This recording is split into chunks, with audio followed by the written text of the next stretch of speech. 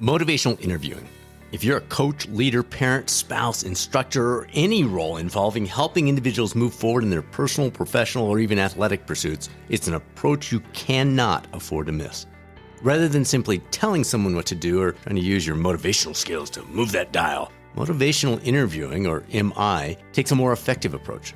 It's a collaborative, goal-oriented style of communication designed to strengthen personal motivation by eliciting and exploring the person's own reasons for change within an atmosphere of acceptance and compassion. And folks, it works impressively well.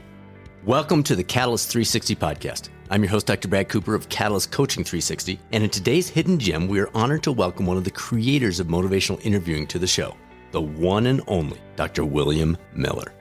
That's right, Dr. Miller doesn't just know MI, he and Dr. Stephen Rollnick created it. Not only will we be discussing MI with this legendary guest, but you'll also learn some things about the originator of MI very few people know, and how that helped lead him to develop this world-changing approach. Are you thinking about a career as a health and wellness coach? Or maybe you're an athletic coach, counselor, physical therapist, or other professional looking to further build your toolbox and enhance your career. Our next MBHWSC approved health and wellness coach certification cohort kicks off soon, and we'd love to have you join us. Or if you're already a coach and you're looking for an MBHWSC approved spark in your life, check out the Rocky Mountain Coaching Retreat and Symposium. It takes place each September in gorgeous Estes Park, Colorado, right as the aspen leaves are changing and the elk are bugling. All the details available on our Institute site, catalystcoachinginstitute.com, or you can reach out to us via email anytime, results@catalystcoaching360.com. And now, it's time to be a catalyst with one of the original catalysts, Dr. William Miller, on the latest episode of the Catalyst 360 podcast. Thank you for inviting me. Most of our listeners, especially after the intro I just gave about you, have heard of motivational interviewing, but how would you describe MI? How would you lay that out for us, or for someone who hadn't heard of it before? Well, it's a way of having a conversation about change. That's kind of the opposite of telling people what's wrong with them and what to do, and is more about inviting them to tell you about their own reasons for change, their own motivations for change, and their own ideas about how to do it. Yeah, I think 100% of the people listening are nodding their head going, why are we not getting more of it? Like, as you say that, it seems so obvious. It doesn't help for me to tell you what to do or for you to tell me what to do. And yet we fall into that trap. Why do you think that is? Well, it's usually done with the best of intentions, trying to be helpful. And indeed, it is the profession for many people to give advice and kind of make suggestions and so on. And sometimes that is what people want. I mean, if they come asking for that, if they come asking for ideas, well, by all means, you offer your expertise. But if you really want to help people make a change, you need their expertise also, because they know more about themselves than anybody else in the world does.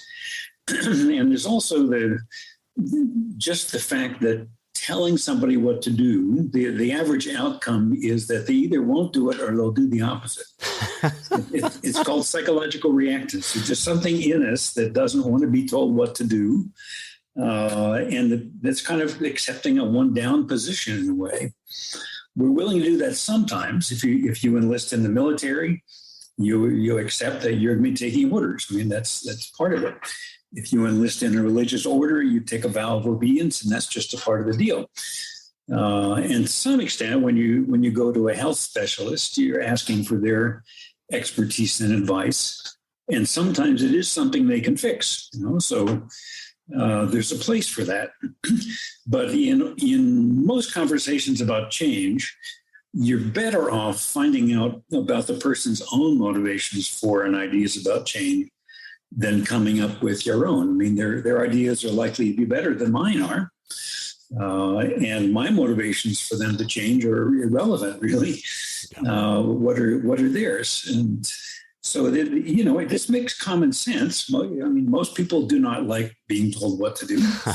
And yet somehow when we're trying to be helpful, that's what we are most likely to do. We call it the righting reflex, to make things right, to set it right, to just encourage people to do the right thing. You've described the relational spirit of MI, and folks, when I say MI, motivational interviewing, so I'm going to slip in and out of that every single time, but you describe the relational spirit as, it quotes, a collaborative partnership style, one that respects people's autonomy to choose their own life course, and one that takes from their own wisdom rather than trying to install something in them, all within an atmosphere of compassion. What do you mean? First of all, the spirit of MI, what is that referencing? What is that talking about? Well, it's talking about a hard-learned lesson early in the development of motivational interviewing. When Steve Rollnick and I were teaching workshops, we were focusing on techniques. And then we watched people doing what we taught them to do, and we were horrified because there was something missing. Obviously, we had obviously, it wasn't their fault; it was our fault. We had obviously left something very important out, and what it was is what we now call the spirit, the underlying mindset or heart set with which you practice this. And without that, it's like trying to use techniques on people. And people feel that right away. I mean, it doesn't go well. So the pieces that you were talking about in there are kind of prerequisite mindset pieces that I'm talking to a person who has free will. I'm talking to a person who gets to choose whether or not they're going to do something different. And that has to be okay with me. And I have to know that that's how it is. I don't get to make those choices for the person. No matter how hard I try to persuade them, I don't get to do that. So that autonomy piece is important. The partnership piece is important, that yes, I have some expertise, and so does this person I'm talking to have tremendous expertise about themselves. So it's a kind of meeting of expertise. There's acceptance of people as they are. And ironically, that helps people to change. When you feel unacceptable, you kind of frozen, and it's difficult to change. And for whatever reason, when you experience acceptance as you are, it becomes possible to change. So that's important as well. And then compassion, just that the reason that I'm sitting here as a helper is the other person's well-being. Not, this is not about me, it's about the other person, about the alleviation of suffering, about the promotion of happiness. That's what I'm doing here. So remembering those things and having those in your mind and heart to begin with, then makes the techniques work okay. Without that, it's the words without the music. Wow. I love that. The words without the music. So the coaches, the counselors, folks that are in the addiction world, they're hearing you and they're nodding their heads like, yeah, exactly. But for the rest of us, that sounds opposite. So as a parent, we have 3 kids, teachers, our daughter's a 5th grade teacher, friends. If people have their own wisdom, why aren't they/we/I using it? Well, you use it for yourself, but we get in trouble when we're trying to help somebody else make a change. And just have this idea, at least that we need to tell them what to do, which isn't necessarily true or even necessarily helpful. Even the kind of peculiar, somewhat American idea that people will change if you can just make them feel bad enough. Well, that's not true either. And yet shaming and blaming and all of that is something that we can fall into, trying to persuade people to change. It just doesn't work well. And in terms of parenting, I think one thing that motivational interviewing has to teach us is what not to do. That when you get into head-to-heads arguing about who's going to win, if the other person's a teenager, you're not going to win. And it's not about winning. It's about collaboration. It's about working together and understanding and moving forward together. So I think it's just that we have some mistaken ideas that we know are not true about people working with us, but mistaken ideas about how we can be helpful to other people. And that often is to do with explaining, telling, persuading, advising. And while there's a role for that, it usually doesn't work very well. Wow. it's not just good listening. And I want to make sure we emphasize this. Motivational interviewing is not just being a good listener and drawing that out. It involves this guiding nature. Can you explain the role that plays in this process? Yeah, but good listening is essential. Sure. So without it, you're not doing motivational interviewing. So that's the first thing to learn. But it's not just sitting there listening well. It is a guide is the best metaphor we've come up with for this. If you think about, you go to another country and you hire a guide, what do you want from them? You don't want them to order you around. You don't want them to decide what you're going to do. But you do want their experience. You do want what they know. And so a good guide listens, finds out what you'd like to experience. What are you interested in? Where would you like to go? What would you like to do? And then uses their expertise to help you get there safely, maybe affordably, enjoyably. So it's kind of walking beside, not out in front pulling the person, not standing behind pushing the person, nor do you expect a guide to just follow you around. It's that kind of collaboration of what I want and what the guide knows. And so that's another key piece in motivational interviewing. And in particular, arranging the conversation in a way that we find out what the person cares about, why they would want to make this change, and what are their ideas about how to do so.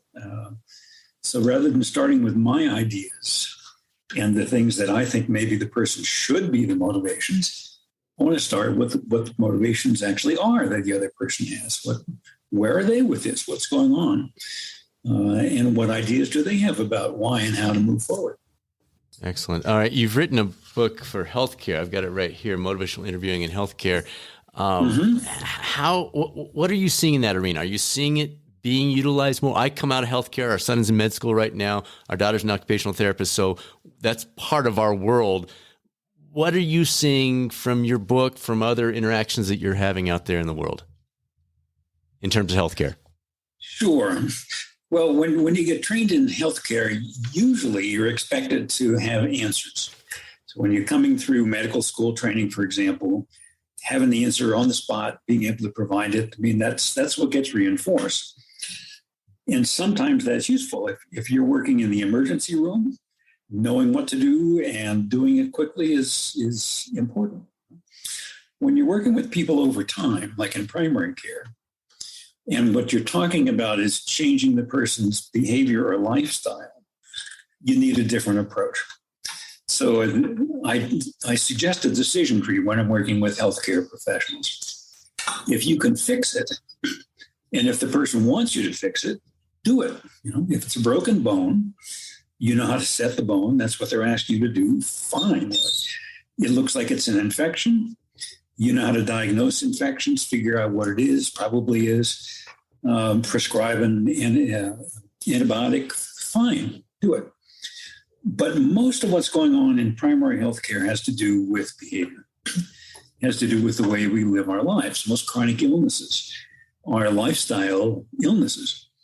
And the course of recovery from illnesses generally has to do with behavior, with what you do and how well you follow what you need to do to be healthy and so on. Diabetes being a good example. It's a really common illness in our society. And what's going to happen with your diabetes depends in large part on what you eat, your physical activity, you're taking care of yourself, you're monitoring your sugar levels, keeping your stress level down. I mean, those kinds of things make all the difference in the course of the disease. And that's the norm in managing chronic illness. That's the norm in primary care. So the other side of the decision tree is if you can't fix it, if this is a matter of behavior, if this is a matter of the person doing something, you need a different approach. If you can fix it, fix it. But if what you're talking about is something that requires the person to make some changes in the way they live their lives, you need a different approach. And that's what motivational interviewing is. And the usual approach of prescribing what to do just isn't terribly effective. Maybe 2-3% of the time, people will do what you tell them to do, but most of the time, no. And you need an approach that's more likely to engage them and get them to do it. Now, this is not just limited to healthcare, by the way. It turns out ambivalence is a very common phenomenon in human nature. It's pretty much everywhere. It's our daily experience. And if you try to persuade a person who's ambivalent, or you argue for one side of their ambivalence, they naturally argue for the other side. That's just human nature. Sure. So if you're a physician or a nurse or a social worker or whatever, physical therapist, whatever, talking to someone who needs to make a particular change in order to be healthy, and you argue for that change, you can expect that their response, their normal response, will be why they don't want to do that, or why it won't work, or what they kind of argue back. You're just acting out the person's ambivalence, but doing it backwards. Because as you cause them to say why they don't want to do it, why it's too hard, why it's too difficult, they are literally hearing themselves arguing against change. And who are they going to believe? Right. They're going to believe me, or they're going to believe what they hear themselves say. Yeah. So we're more persuaded by what we ourselves say. In fact, in some ways, we don't know what we believe until we hear ourselves say it. So you're either talking yourself into, or you're talking yourself out of doing something. And literally, that's the process. And which of those is happening depends very much on the helper.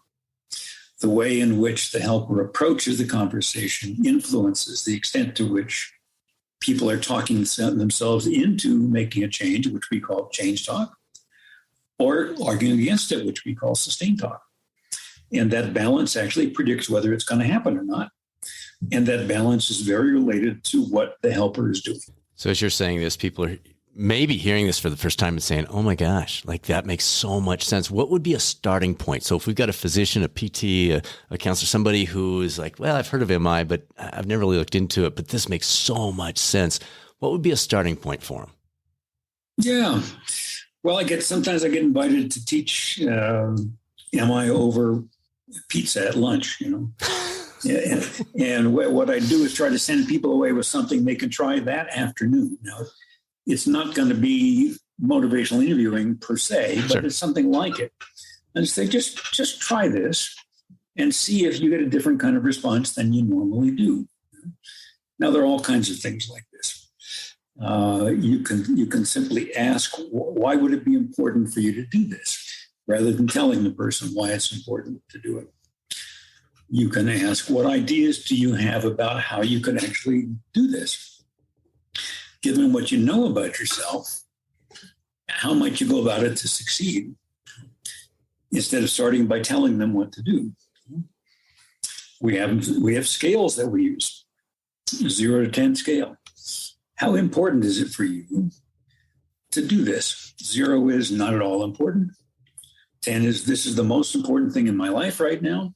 What number would you give yourself? And why that number? Why not 0? Why not a lower number? Why did you choose a 4? Just try that. Now, I haven't even explained why you're doing that, but these are things that, in a way, give a taste of motivational interviewing to the provider and to the client, for that matter. And usually, people respond quite differently than they would to telling them what they need to do. So then I say, if the way that people respond looks interestingly different to you, come back and learn some more. Yeah. Or you can read this book or whatever, but at least gives you a sense of it. Perfect. And I was showing you the books we've got before I came in to the interview. Folks, so this is the classic MI. You've got a new one you showed me. Let's throw that up on the screen. We'll have a link to that in the description, but throw that up so people can see that. Is that just out now? It's just out this week. Wow. It's called On Second Thought, How Ambivalence Shapes Your Life. Now, this is for everybody. This is not written for health professionals, although they're welcome to read it. But I just got so interested in the phenomenon of ambivalence. And it turns out we know an awful lot about it. So I read all kinds of research on the topic. Absolutely fascinating. And I came away with the perspective that ambivalence is a virtue. That being able to look at both sides of things and weigh them and really think about it and make a conscious choice. I mean, that's human nature. Yeah. I would rather have an ambivalent leader in that sense than someone who has pre-decided what they're going to do and just goes ahead and does it. Right. I'd rather have a leader who wants to consider the possibilities and talk it over with people and then make a decision about how to move forward. So in a way, it's fundamental human nature. At the micro level, you probably make hundreds of these decisions every day. But at a more macro level, these are some of the most important decisions you make in your life. So anyway, I just wrote about what ambivalence is, what it looks like, how it works, how not to approach people who are ambivalent, and what's helpful instead, how to work it through yourself. And also when you simply accept that this is where you are, that I feel this way and this way at the same time, and that's okay. I mean, I have mixed feelings. That's just where it is. It doesn't have to be resolved.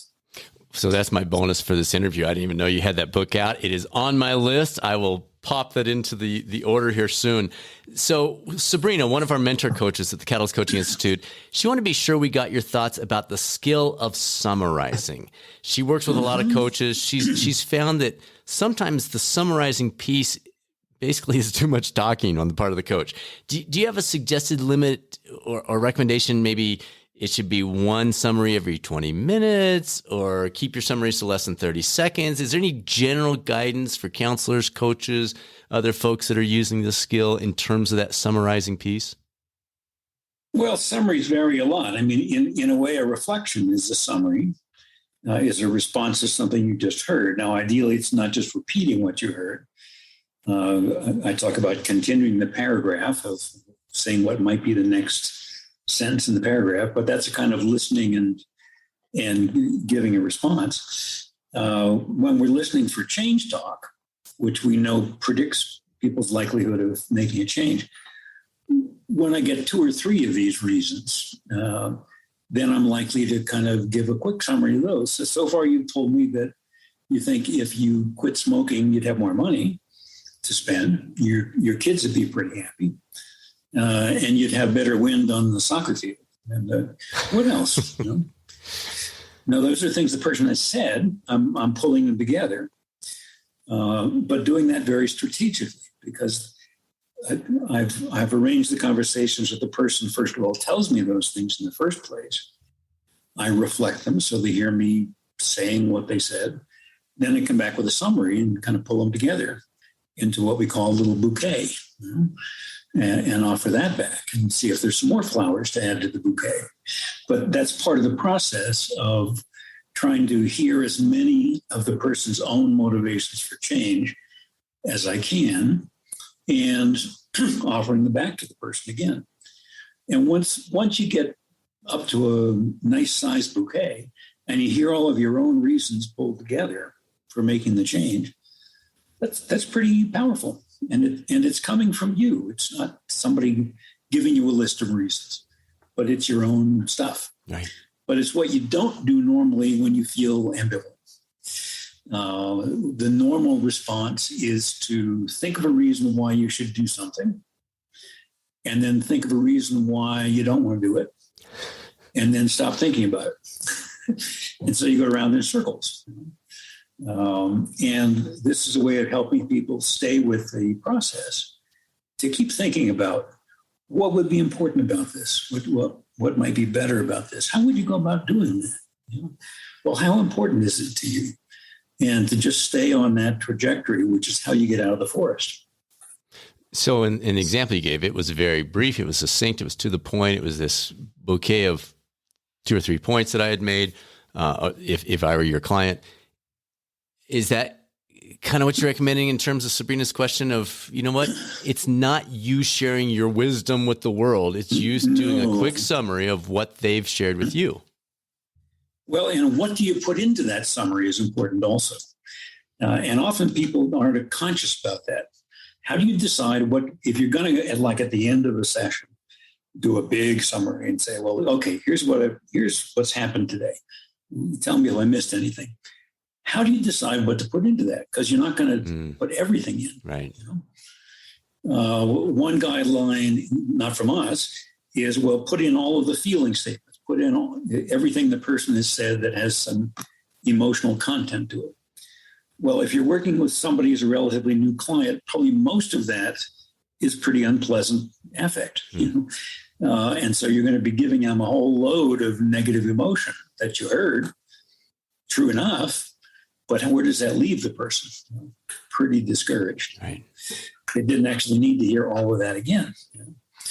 So that's not necessarily a particularly good guideline. Do you want to give a summary that is all of the person's pros and cons, all of their reasons for and all the reasons against change? That's what's called a decisional balance. The expected outcome of doing a decisional balance summary is ambivalence. That you leave the person where they started, which is feeling both ways about it. And that's not necessarily what they came to you to help them do. Right. In motivational interviewing, what we're doing in a summary is what I was doing in that quick one, which is pulling together the person's own reasons for and ideas about change. And it doesn't have to go on a long time. I prefer brevity in reflections and brevity in summaries. But the key thing is, what are you putting into that summary and why? There are also summaries that are kind of like the prosecutor's closing argument. Well, here's all the things that are wrong with you, and here's what you need to do. So it matters what you put in a summary. It matters what you reflect. For example, if you're talking to a smoker who says, I know I ought to quit, but I just really love smoking, and I don't think I could do it. What do you reflect? You could reflect, you don't think you could quit smoking, to which you'll hear more about why the person can't quit smoking. You could reflect how the person doesn't want to do that, that smoking really is important to you. Perfectly good reflection from a Rogerian client-centered perspective. But if you reflect to the person you really enjoy smoking, you'll hear more about why the person enjoys smoking, which is sustained talk. It's just talking yourself into continuing. The thing that you would reflect out of that statement I just gave you is, and yet there's something in you that knows that really you ought to quit. What's that about? That's where you shine the light. When you're reflecting something, you're shining a light on a particular part of what the person said. And that's what you'll hear more about. So it matters what questions you ask. It matters what you reflect. It matters what you affirm, what you reinforce. It matters what you put into summaries. And when I was being trained in person-centered therapy, I was taught to do those things, but never was I told much about what to reflect or what to ask or what to summarize or what to affirm, just to do those things.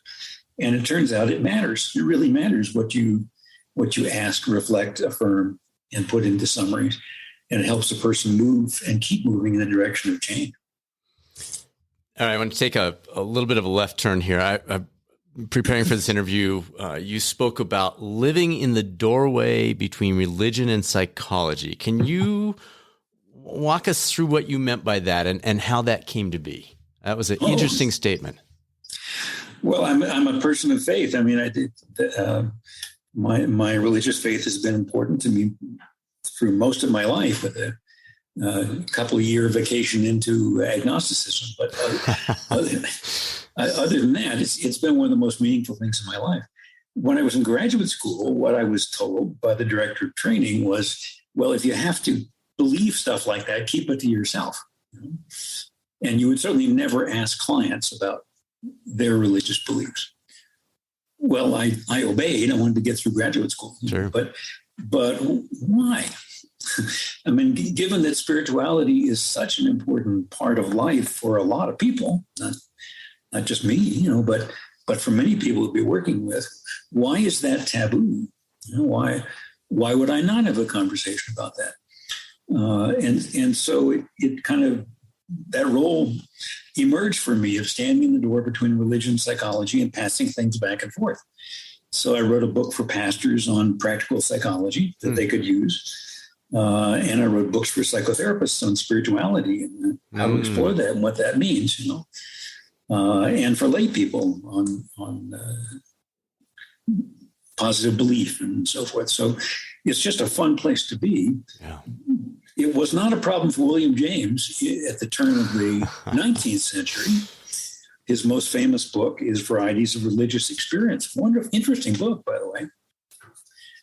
And for him, as a philosopher and a really early psychologist, it was just perfectly natural to be interested in what's going on with this and what's really happening with religious belief and how does that affect people. It became taboo in psychology kind of in the middle of the 20th century. And I sometimes say it was like psychology going through its adolescence, because psychology arose from philosophy and religion. That's where its roots are historically. And it was almost like we had to say, I am not my parents. I am not like my parents. I don't believe that stuff. And then toward the end of the 20th century, what you see is psychology starting to say, maybe my parents knew something, and being interested in religion and in spirituality and how you incorporate that into being helpful. Psychologists as a profession are far less religious than the people that they treat. But that doesn't mean that you should never have that conversation. So that's just one thing that kind of emerged as a natural role for me as a psychologist and a person of faith. Just say, well, what do we have here that we can share? Right. Wow. All right. So one of the things you said in the interview you did with Addictions in the Addictions Journal, you noted, I'm going to read a long quote here. So there have been various points in my life where I have just felt like I belonged with something. That's the direction I should go in. It is subtle, but it's a little tugging in a way. And whenever I've paid attention and followed one of those, amazing things have come out of it. Now, when I read that, something in it made me wonder if that personal experience laid the groundwork for MI's development. Is that kind of where that came from, or no, you're talking about something completely different? No, that was a part of it, of being, hearing some possibilities and saying, I think we could talk some more about this or explore this some more. And that was really how the initial conversations happened in Norway. I wasn't talking when I was working with the psychologists there and teaching them behavioral approaches to treating alcohol problems. We began having these conversations also about, well, how do you actually do this in practice? And they wanted me to demonstrate what I was doing. and they did what my American students rarely did, which was interrupt me and ask good questions.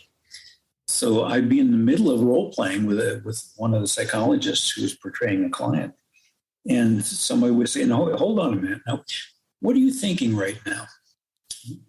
Or you asked a question there, but you could have asked a lot of questions. Why'd you ask that question?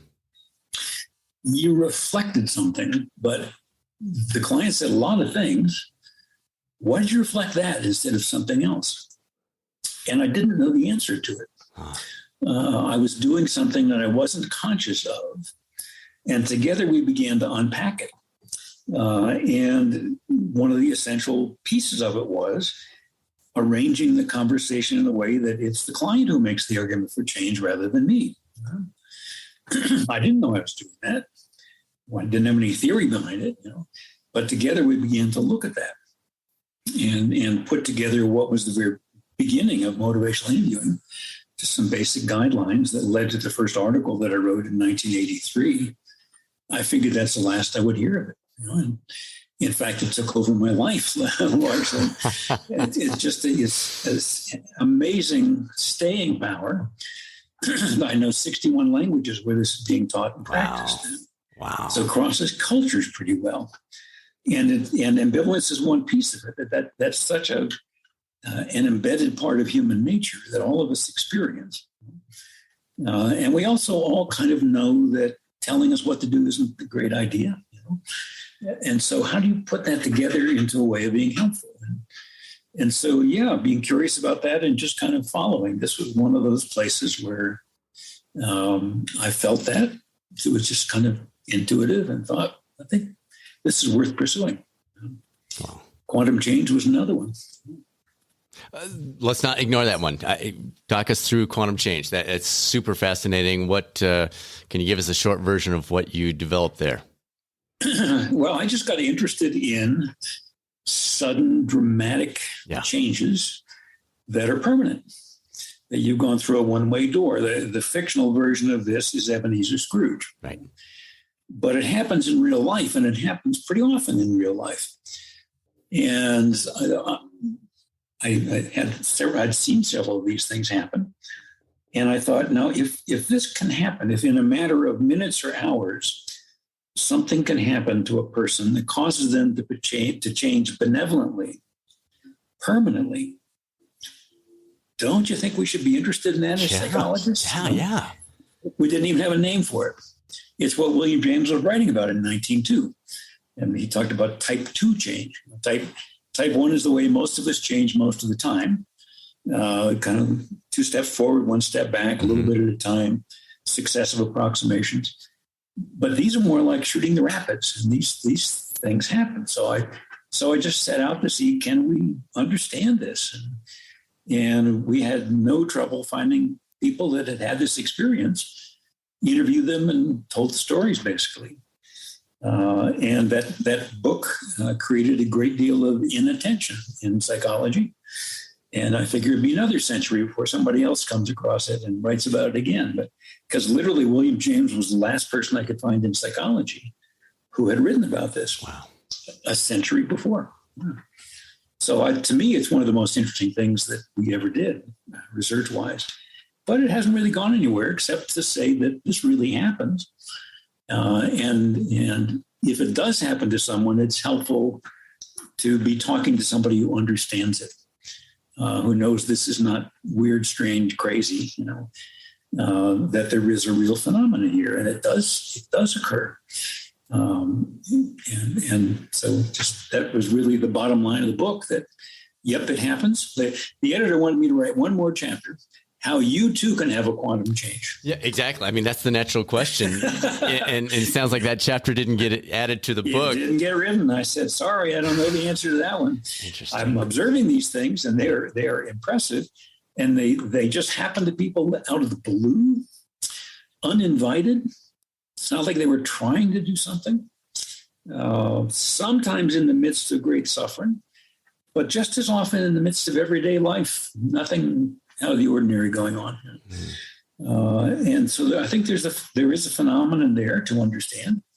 I wrote about it, and I still get, this is 17 years later, I still get probably a letter a month via email now from somebody that found the book and said, this is what happened to me. I didn't know this happened to other people. Yeah. And so there were not patterns that showed up because I remember reading about this and how you invited people and you had the Scrooge picture or film clip or whatever. And people were like, oh my gosh, yes, that totally happened to me. But in talking to those folks, there were patterns, but there was no spark. There was no catalyst for creating that you discovered in that research. No consistent one. Interesting. No, and every last one of them had a sense of it being done to them, or being a recipient of it, of being passive. Huh. So nobody took credit for it. Interesting. Nobody said, I did this. Quite the opposite. I didn't do this. When this was happening to me, I knew I wasn't doing this. I knew something out of the ordinary was happening, but it wasn't me doing it. Now, there are all kinds of explanations of that, but that was the normal subjective experience of it, that they were having an experience that was not of their own origin, and it changed them profoundly, benevolently, and forever. it was so different from addiction treatment, which is where I've done most of my life work, where you're hanging on for dear life to not go back to your previous pattern. These folks went through a one-way door and they knew it. They knew they were not going back. Wow. Couldn't Right. even. Right. So that just interested me. So that piece of my work sits out there still in book form, not having done much else, but one of my favorite children anyhow. So we talked before we hit the record button of, hey, would it be fun to do a little sampling? You talked about the role playing you did in Norway, the demonstration stuff. If it's okay with you, let's give this a shot. One of the things I've been wanting to do more effectively, more consistently is journaling. And I know it's valuable. I encourage other people to do it. I've done it on and off for probably 40 of my 55 years, but I'm not consistent. And I think it'd be good. Like if you asked me that 1 to 10 question, I'd be like, yeah, I really want to do it. But then I don't. I probably journal a day a week. And I think 4 or 5 days a week would be incredibly valuable. But can we run with that just for a few minutes, give people a sense of how MI works in a real situation? Well, sure. Yeah. I mean, so a day a week doesn't do it for you. That's not, from some perspective, at least from some part of you, that's not enough. Yeah, it's okay. It just feels like if there's value from one, doggone it, why am I not doing this more often? But there is a part of you that's okay with once a week too. It says, yeah, that's where I am. That's all right. Well, maybe. Like I probably wouldn't bring this up if I felt totally okay with that. Yeah. But it falls down the priority list. I have other things I need to get to. I've got other priorities that for that morning, that day, I elevate above journaling. Yeah. Yeah. Then naturally. Well, tell me then, why would it be important to do this more than you are doing it now to kind of increase how often you're journaling? Couple things. One is I tend not to sit very well, and I think the journaling forces me to sit in one place, to think things through, to contemplate a little bit. Whereas when I'm doing, that contemplation is not taking place. The learning is not taking place. You talked about the value of voicing something. When I write something down, it clarifies it in my head, so it's not as jumbled as it was. So those would be some of the reasons that I see a value in doing it more often. You get clearer about things when you're journaling, and you like that. I do. And there's something about sitting peacefully and not being in your usual do it rhythm that is also good. Right. That somehow is valuable to you. But how so? I think it probably is just a pause button of some sort. And again, as I'm saying that, I'm hearing myself having said 2 minutes ago, I don't because I don't pause. So it's almost like the solution is affected by the cause, which I guess is probably true of a lot of issues in our lives. Yeah. Yeah. So just the pausing itself is really what you're looking at doing more. Pausing and If you were to collecting. choose to do that. Yeah, pausing, but then collecting and learn. I love to grow. I love to learn, and the journaling I feel like helps me take conversations like we're having, or a book I've read, or something Suzanne and I have talked about, or something the kids are telling me about in their lives, and it helps me to bring all of those crazy pieces from all these different spots and put it into something that, at least for that moment, makes sense. Something peaceful about that, it sounds like. It's kind of centering or settling in a way. Yeah, settling and collecting. It formats it. It's almost like it takes all these various dots on a map and gives them purpose, connects those dots. You get a lot of bang for the buck in a way, huh? It feels like it. Uh-huh. So what you're doing already is good, but you have the sense that actually doing a bit more of this would be even better. Exactly. Well, what would be ideal for you, do you think, in terms of how often you would want to journal? I think if I were journaling 3 to 4 times a week consistently, not on for 3 weeks and then off for 6 months, but consistently 3 to 4 times a week, I think there'd be a lot of value to that. That'd be a big change from That would be once a week. Yep. Yeah. Well, you know a lot about yourself, but how might you move in that direction? How do you think you could do it to actually begin to increase how often you journal? I could write it into my calendar, so it's a thing. That makes it real in a way. Makes it real. To have it in the calendar. Uh-huh. Yeah, I have a stack of books that sit next to a window I sit at each morning. I could put it on top, so it's the first thing that I get to, or I literally have to purposely move it out of the way. So it's like I'm making a conscious decision instead of, oh, I didn't get to it. I would have to make a conscious decision to say, nope, not journaling today. So maybe moving it from unconscious to conscious could be helpful. There's an old psychological principle in there too, that when you want to increase something, you do it before the thing that you're more inclined to do. So if you got a book you want to read, journals on top, do a little of that. Now you can read your book. Right. Yeah, I see that. Yeah. And you'd be conscious then of making a decision. I'm not going to journal today. Right. And something about that feels helpful to you. Yeah, I think so. I think the phone probably gets in the way too. Emails coming through, distractions. So potentially putting the phone in a different place instead of having it next to me would allow me to focus in a little bit more. Oh, might. Yeah, just to get the immediate distraction. Mm-hmm. When the email hits, you want to go read it right away. Or right. The phone rings, you have to answer it right away. Right. So this is taking not just a pause, but a space in some ways to just have some time to journal, to reflect. Right. How long is useful for you to journal when you're doing it?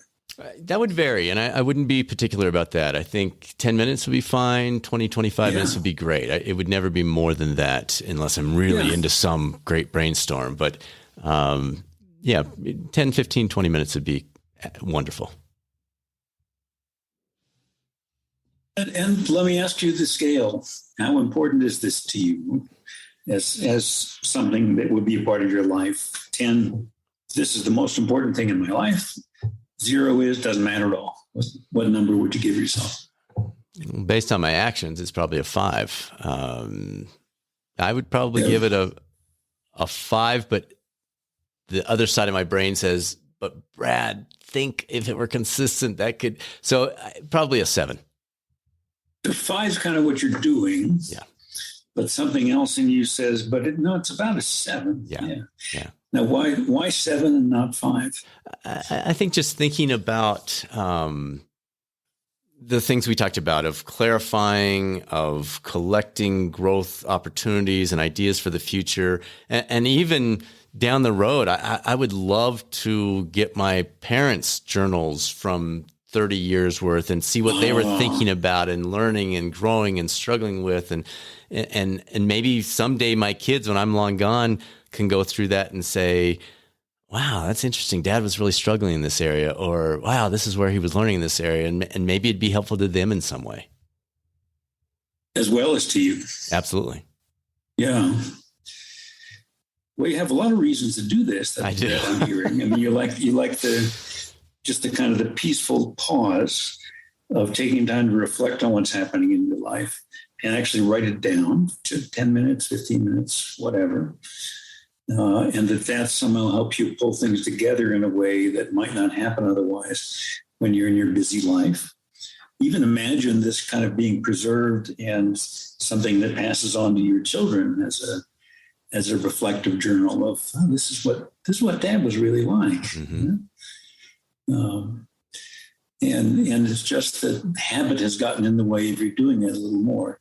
It's not a huge change either, but from one day a week to 3 maybe. So how can you get yourself there? How can you actually start that pattern of reliably having more than 1 day a week?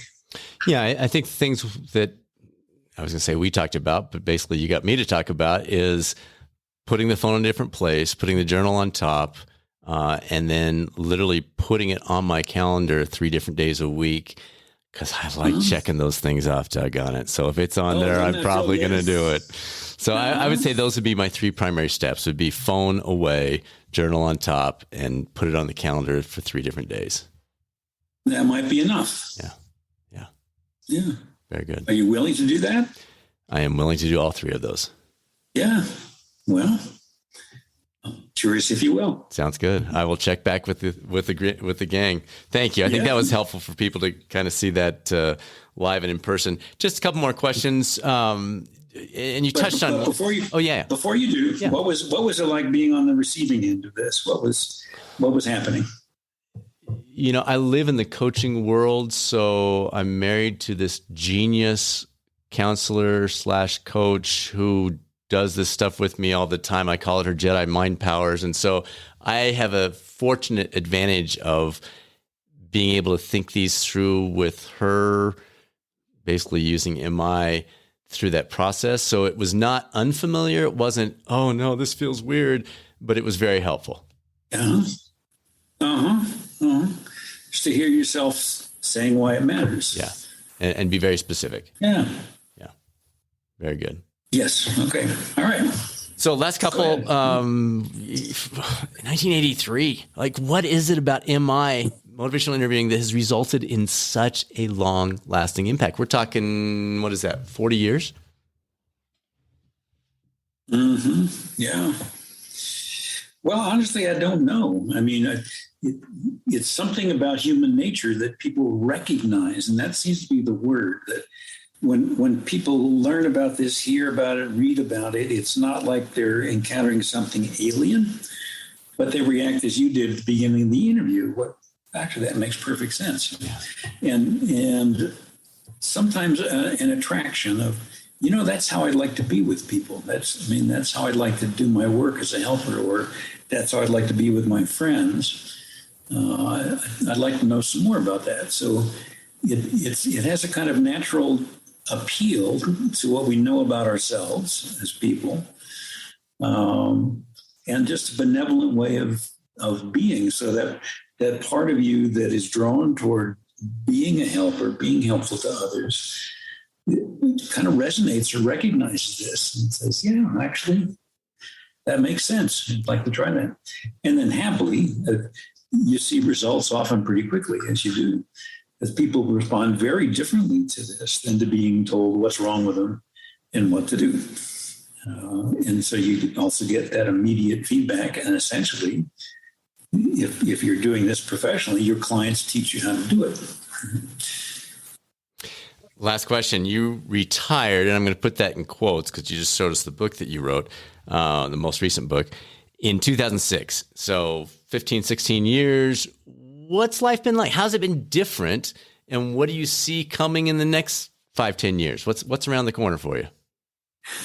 I don't know the answer to the latter one. And even when people say, where's motivational interviewing going in 10 years? I don't know.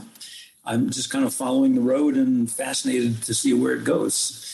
There's a wonderful quote from Teilhard de Chardin: I'm content to follow this path right to the end,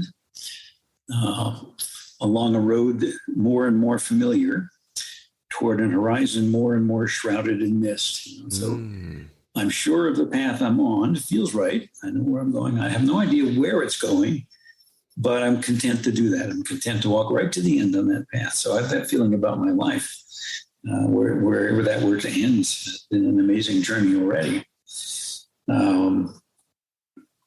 So I'm not sure where that goes. What's different is just lower demands.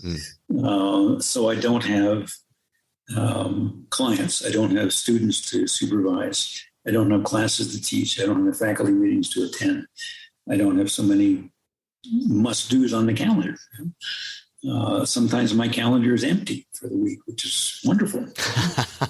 And I can say, what would I like to do today?